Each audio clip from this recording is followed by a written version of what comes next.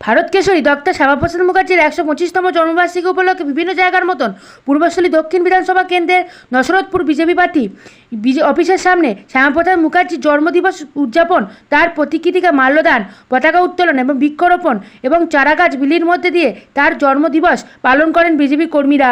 সোমবার সকালে মণ্ডল সভাপতি তাপস হালদার তিনি বলেন, আমরা সকলেই জানি শ্যামাপ্রসাদ মুখার্জি না থাকলে পশ্চিমবঙ্গ তৈরি হতো না।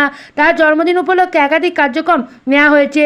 মহিলা মোর্চার তরফ থেকে বৃক্ষরোপণ এবং চারাগাছ বিলি করা হচ্ছে। 150 জন পথ চলতি মানুষকে চারাগাছ প্রদান করা হবে সোমবার। আপনারা দেখছেন বনশ্রী নিউজে।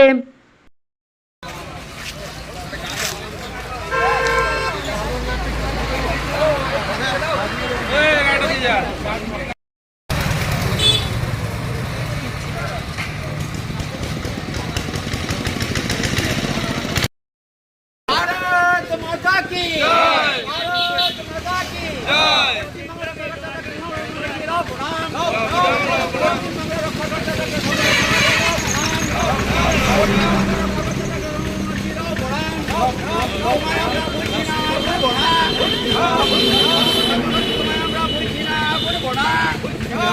আপনারা জানেন যে ক্রমাগত আমাদের বিশ্ব উষ্ণায়নের ফলে উষ্ণতা বেড়ে যাচ্ছে, তাই আমাদের বিজেপির তরফ থেকে পথ চলতি মানুষ এবং সাধারণ জনগণকে গাছ দেওয়া হয়েছে, যাতে তারা গাছের সাথে নিজেদের সখ্যতা গড়ে তোলে এবং পরিবেশ বান্ধব একটা সরকার গড়ে তোলে, পরিবেশ বান্ধব একটা ভবিষ্যৎ গড়ে তোলে।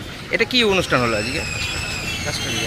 আজকে আমরা শ্যামাপ্রসাদ মুখার্জির 125তম জন্মবার্ষিকী পালন করলাম এবং বৃক্ষ রোপণের একটা প্রোগ্রাম। আপনার নাম? প্রিয়া বিশ্বাস।